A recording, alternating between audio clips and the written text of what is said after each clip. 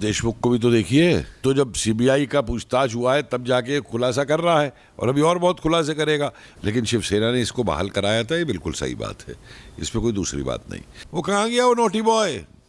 Naughty boy कहाँ चला गया? वो संजय राउत इनका नोटी बॉय जो है वो तो बड़े बड़े बोलता है, हर चीज़ पे बोलता है, बड़ा बड़ा लिखता है सामना में, तो कहाँ गया वो नोटी बॉय अब? सर, जिस तरीके से हमने पहले इंटरव्यू में बात की थी कि सीबीआई ने जिस तरीके से अनिल देशमुख को समन भेजा था और कल उनसे 8 घंटों तक पूछताछ भी की गई, और यहाँ पर खबरें ये भी आ रही हैं कि अनिल देशमुख ने ये खुलासा कर दिया है कि सचिन वाजे की बहाली उद्धव ठाकरे ने ही कराई थी।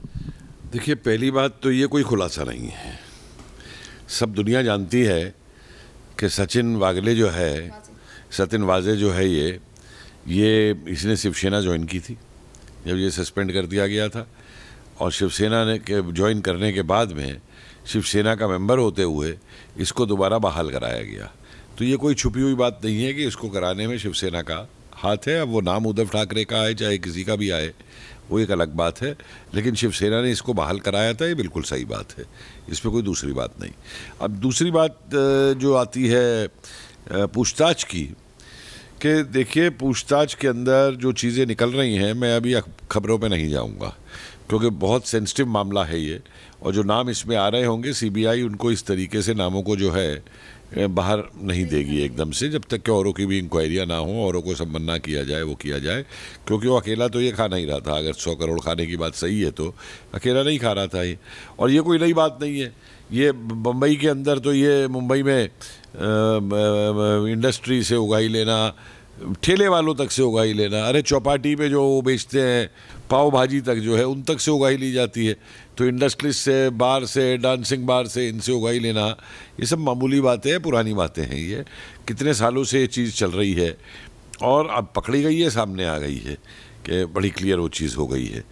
बहुत खुलासे होंगे, आप ये देखिए, इसमें ये तक खुलासे होंगे आगे आकर के कि कौन सा थाना कितने का बिकता था, किस ऐसे चौकी कितना पैसा लेके पोस्टिंग की जाती थी वहाँ पे, ये तक खुल के आएगा इसके अंदर चीज़ों में सब। अभी आपने कहा कि ये कोई बड़ी बात नहीं है, ये कोई खुलासा नहीं है कि अनिल देशमुख ने ये सारी चीज़ों को स्वीकारा है, पर यहाँ पर ये भी बड़ी बात है कि जिस तरीके से शिवसेना के नेता अपने आप को बचाने की कोशिश कर रहे थे, एक भी नेता सारे सचिन वाजे को लेकर बात तो कर रहे थे पर इस बात का खुलासा नहीं हो पा रहा था, तो इन सारी चीज़ों को भी तो लेकर चीज़ें खुलकर आई है ना सर। इसको देशमुख को भी तो देखिए, ये अपना कितना बचाव कर रहा था, ये तो हाई कोर्ट, सुप्रीम कोर्ट तक चला गया है। वो तो जब सीबीआई का पूछताछ हुआ है तब जाके खुलासा कर रहा है और अभी और बहुत खुलासे करेगा। और मैंने तो जैसे उस दिन भी कहा है, मैं अब फिर कह रहा हूँ कि इनका नार्को टेस्ट क्यों नहीं कराया जाता, एक ही बार में क्यों कितना टाइम दिया जा रहा है? क्योंकि ये जो टाइम जा रहा है इसमें जो और वाले हैं इधर उधर भाग जाएंगे, कोई दुबई भाग जाएगा, कोई कहीं विदेश भाग जाएगा, कोई और अपने आप को बचाएगा। तो इसलिए ये जो है मामला, ये इतना आसान नहीं है, इसमें टाइमिंग जो है, टाइम बहुत मायने रखता है इसके अंदर, और इसका एक ही तरीका है इसको कट शॉर्ट करने का कि इसका, सचिन का, परमवीर का, इन सब के नार्को टेस्ट कराया जाए। और एक बात बताऊं मैं आपको, अगर मैं शिवसेना का नेता होता ना और मैंने अगर ये काम नहीं किया होता तो मैं कहता मेरा नार्को टेस्ट कर लो, मैं सही बोल रहा हूँ, समझे, या मैं आगे आके बयान देता कि मैंने ये काम नहीं किया, तो कहीं ना कहीं तो भाई घपला है। सर, इस शिवसेना में से कोई भी नेता आकर कोई भी इंक्वायरी की बात नहीं कर रहा, कोई भी जांच की बात नहीं कर रहा। वो कहाँ गया वो नोटी बॉय? नोटी बॉय कहाँ चला गया? वो संजय राउत इनका नोटी बॉय जो है वो तो बड़े बड़े बोलता है, हर चीज़ पे बोलता है, बड़ा बड़ा लिखता है सामना में, तो कहाँ गया वो नोटी बॉय? अब घर में छुप गया है या क्वारंटाइन हो गया है या मुंबई में लॉकआउट का फ़ायदा उठा रहा है? अब क्यों उसकी बोलती बंद हो गई है? बड़ी time time time time time करता था, अब कहाँ गई उसकी बोलती? क्यों आएगा कोई शिवसेना वाला सामने? ये क्यों कहेंगे कि हम चोर हैं? कोई नहीं कहेगा, कोई पार्टी नहीं कहती है, किसी भी पार्टी को उठा लो, टीएमसी को नहीं देख रहे उधर क्या हो रहा है बंगाल के अंदर, कोई नहीं बोलेगी। तो ये तो सब इनके, जो मैंने उस दिन एक लाइन लिखी थी कि जो ईमानदारी से अपना पद निभाता है वो तो अश्वनी जैसा वीरगति हो जाता है, और जो नेताओं से साठगांठ करता है वो सचिन वाघे बन जाता है। सर जिस तरीके से सीबीआई एक एक करके खुलासे कर रही है, एक एक बड़े नेता से पूछताछ कर रही है, तो यहाँ पर अगला नंबर किसका आने वाला है? क्योंकि लोगों का कहना है कि अब अगला नंबर शिवसेना के ही नेता अनिल परब का आने वाला है, जो कि ट्रांसपोर्ट मिनिस्टर हैं और जो इतने बड़े बड़े घोटाले और ये जो उगाही की जा रही है, उगाही में भी अनिल परब का नाम आया था, जिन्हें बचाने की कोशिश कर रहे थे अभी संजय राउत का कहना था कि हमारे खिलाफ गंदी राजनीति की जा रही है और अनिल परब एक अच्छे नेता हैं। देखिए ऐसा है, मैं नाम तो किसी का नहीं लूँगा, क्योंकि जब तक कोई चीज़ आ ना जाए मैं नाम नहीं लूँगा। हाँ, विभाग का नाम ज़रूर लूँगा। ट्रांसपोर्ट विभाग एक ऐसा विभाग है जहाँ पे लाइसेंस देने में जितना पैसा आरटीओ कमाता है वो पैसा ऊपर तक जाता है, समझे। जो ये प्राइवेट गाड़ियाँ चलती हैं, इनके कॉमर्शियल लाइसेंस जो दिए जाते हैं, ये सब आरटीओ का बड़ा ऊंचा काम होता है। ये ना हो कि ये तो खाली 100 करोड़ का इधर का था, वो ट्रांसपोर्ट वाले में 100 करोड़ दूसरे लिए जा रहे होगा ही। किस किस विभाग में कितने कितने की उगाही हो रही है हर साल में या हर महीने में, अभी तो वो देखिए सामने आएंगी चीज़ें निकल करके। और जब ये चीज़ें निकल के आएंगी तो फिर इनसे जुड़े हुए नाम भी आएंगे सारे सामने निकल करके। सर अभी कुछ देर पहले आपने कहा कि संजय राउत कहाँ है। संजय राउत तमाम तरीके से जितने भी नेताओं के नाम सामने आते हैं उन्हें हमेशा बचाने की कोशिश क्यों की जाती है? हमेशा हमेशा अच्छी बातें क्यों करते हैं संजय राउत? ये कहते हैं कि उन्हें फंसाने की कोशिश की जा रही है, ये तमाम बातें। देखिए वो परमवीर को भी कहते थे फंसाने की कोशिश की जा रही है, बहुत बढ़िया अफसर है। अब क्या बोलते हैं? उस सचिन वाघे के लिए भी यही बोलते थे कि बहुत बढ़िया अफसर है, अब क्या बोलते हैं? देशमुख के लिए भी यही बोलते थे कि बहुत बढ़िया अफसर है, अब कहाँ गए? तो किस किस को बचाओगे भाई? तो चोरों की बस्ती है, यहाँ चोर बसते हैं, यहाँ किस किस को बचाओगे? तो पूरी बस्ती की बस्ती जो है जेल के पीछे होनी चाहिए। सीबीआई के लिए सुप्रीम कोर्ट ने 15 दिन का टाइम दिया था। 15 दिन में सीबीआई को अपनी रिपोर्ट सौंपनी है और एक एक करके इन्वेस्टिगेशन आगे बढ़ता जा रहा है इस सारे मामले में। पर उद्धव ठाकरे अभी तक कुछ भी नहीं बोल रहे हैं, अभी तक उन्होंने मौन व्रत धारण कर रखा है। कुछ दिन पहले अभी उद्धव ठाकरे प्रेस कॉन्फ्रेंस करते हैं और ये कहते हैं कि महाराष्ट्र में लॉकडाउन लगाया जाएगा, तमाम मुद्दों को लेकर बात करते हैं, और जो सरकार में घोटाले चल रहे हैं उसको लेकर एक भी नेता सामने नहीं आ रहा। भाई मेरा कहना उद्धव ठाकरे जी से ये है कि अगर महाराष्ट्र में कोरोना को लेके लॉकडाउन लगा के महाराष्ट्र को कोरोना से बचाना है तो भैया एक लॉकडाउन अपनी राजनीति में भ्रष्टाचार के ऊपर भी लगा दीजिए, एक लॉकडाउन उगाही पे भी लगा दीजिए, ठीक है। तो वहाँ जब लॉकडाउन उन चीज़ों पे उगाही लॉकडाउन हो जाएगा ना, उगाही पे भ्रष्टाचार पे, तो ये कोविड का जो लॉकडाउन है ये अपने आप सही हो जाएगा।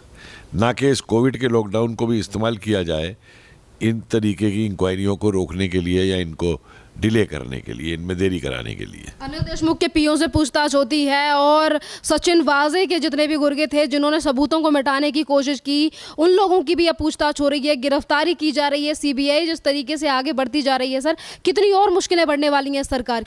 इनके लिए कोई मुश्किल नहीं है भाई, बेशर्म लोगों के लिए क्या मुश्किल होती है? वो जैसे राउत चुप होकर बैठ गया वैसे चुप होकर बैठ जाएंगे, क्या मुश्किल है इनके लिए?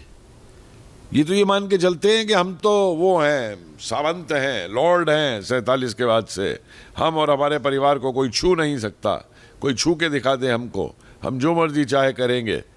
ये तो उस मानसिकता में घूम रहे हैं अभी भी, तो क्या होगा?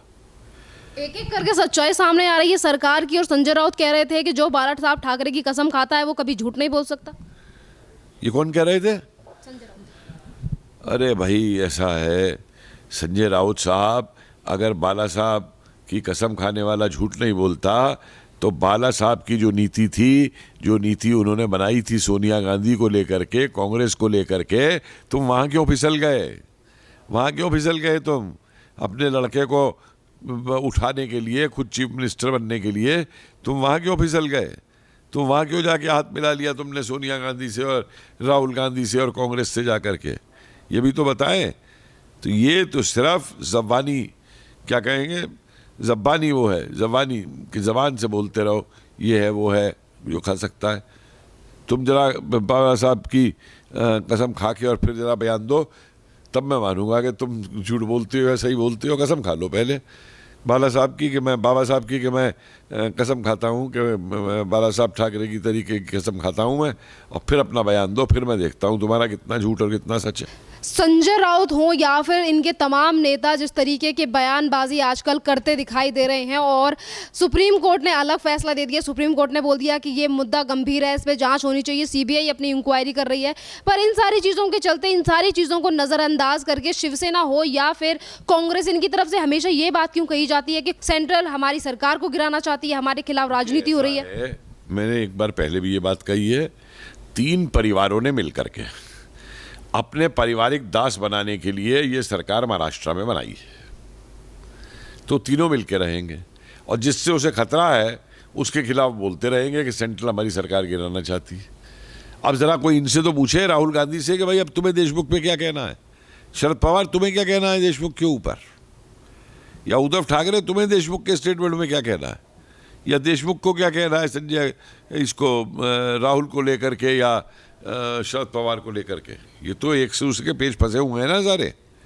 तो ऐसे इतना आसान नहीं है बचना इन चीज़ों से। सर, सचिन वाजे को लेकर हम फिर से बात करते हैं। सचिन वाजे को लेकर जिस तरीके की चीज़ें निकलकर सामने आ रही हैं, इंटेलिया मामला हो या फिर मनसुख हिरेन का मामला हो, उसकी हत्या का मामला हो, सारी चीज़ों में इन्वॉल्व रहा सचिन वाजे। और सचिन वाजे को लेकर अब ये खुलासे हो रहे हैं कि उद्धव ठाकरे ने बहाली की थी। इससे पहले ये सारी चीज़ें अनिल देशमुख के ऊपर डाली जा रही थी। कितनी और सरकार में से चीज़ें निकल कर सामने आएंगी। अब जिम्मेदारी कौन लेगा सचिन वाजे की, कि सचिन वाजे को किसने नौकरी दी और ये किसने काम दिया था इंटीलिया के सामने बॉम्ब रखने का? देखिए, सचिन वाजे भी कोई बच्चा नहीं है जो उसे किसी ने नौकरी दी।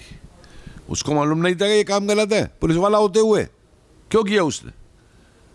तो आज अगर वो खुलासे करके समझ रहा है कि मैं बच जाऊंगा, जब मैंने अपने पाप धो लिए हैं, तो खुलासे करने से पाप नहीं धुलते हैं उसके।